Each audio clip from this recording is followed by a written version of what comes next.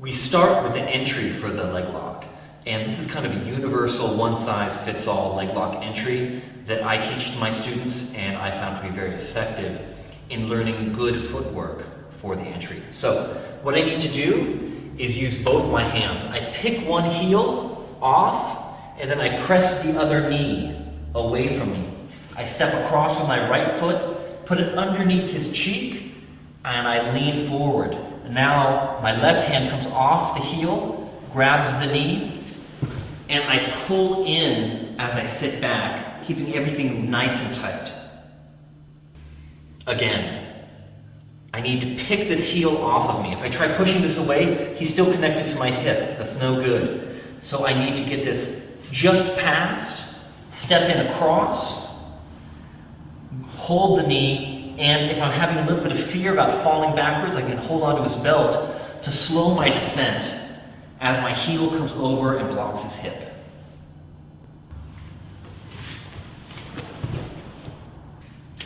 Pick the heel, push the knee away, step across, hold that knee, and then sit back.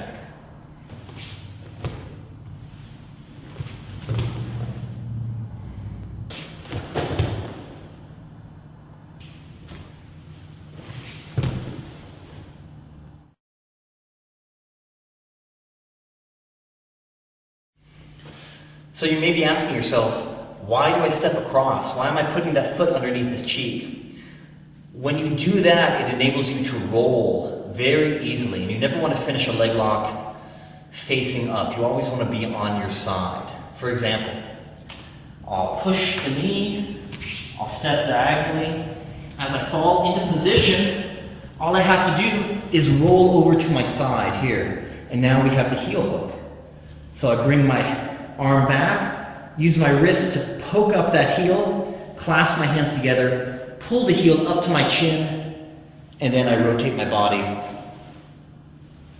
So because I'm stepping across, I'm able to roll very easily to the side.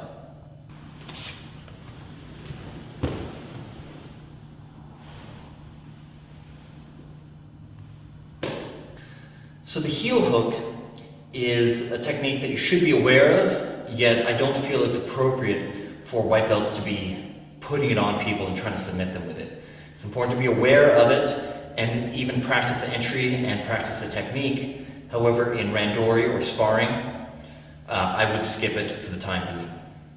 One more time.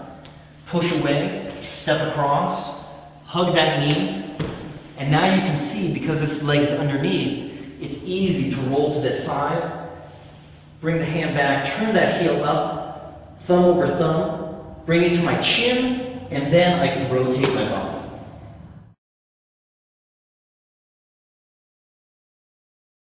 Now let's take a look at the straight foot lock. So I push the knee away, step underneath, sit down very tight, not a lot of space. Now from here, I need to get my arm underneath his leg.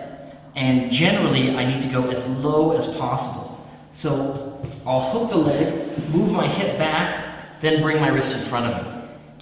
I need to grab my wrist, pull all the way in, all the way up, all the way back, employing my lat, and now I can sit back and take the straight foot lock. So again, pull my wrist all the way in, all the way up like a guillotine, all the way back, bring my lat into it, and then raise my hips. Of course, you have this entire range of motion to affect the technique, but if your mechanics are good, you'll get it beforehand. That really isn't the best way to enter into the straight foot lock, however. Teaching people how to affect the lock with their back on the ground is good, but it's more for educational purposes, so that people can understand what the mechanics are very clearly. However, you always want to finish that on your side. Okay. So here we're starting with a square stance and then inserting our leg. Very often in competition, somebody will have their leg already in. From here, I'm going to take my right hand, cup his knee, and then dive my hand underneath. Okay. So right hand to the knee, left hand underneath, very low on the ankle, and sometimes you grab your own lapel here. Then I'll swing my leg forward, foot drops over the hip, I roll on my side, and then I can effect it. We can start from a square stance like this. And I can go into pushing that knee, then the hand goes immediately to the knee. Roll over on the side. If I need to, I can grab my lapel, tighten up a little bit more, and then roll. Of course, we have all this additional room to affect the foot lock if we need to, and our mechanics aren't perfect.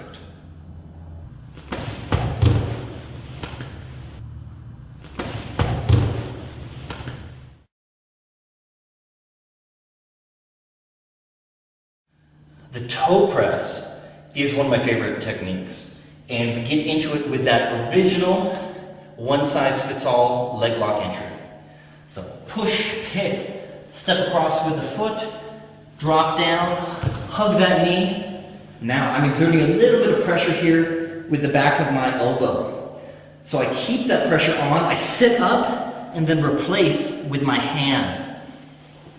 So as I sit up, my hand drops from the knee slides all the way down to the top of the foot. I want to grab very low, near his toes. Thumb around, fingers around. Lock my arm into position at 90 degrees.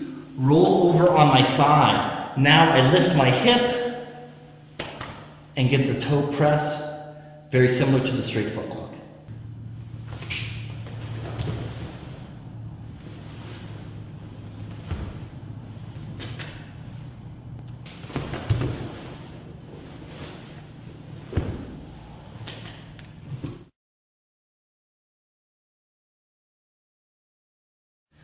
The knee bar.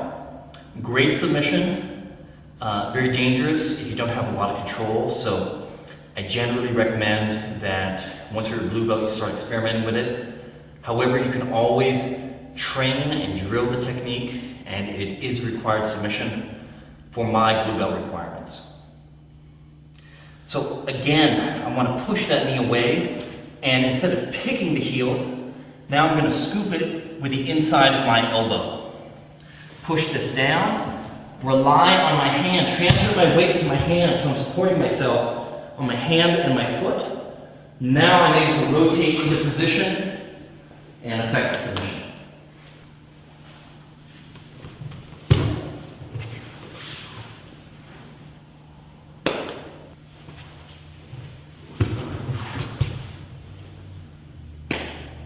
A slightly stronger variation is bringing your leg completely around to the other side. So I pick that heel, I rely on my hand, but then I bring this leg all the way around.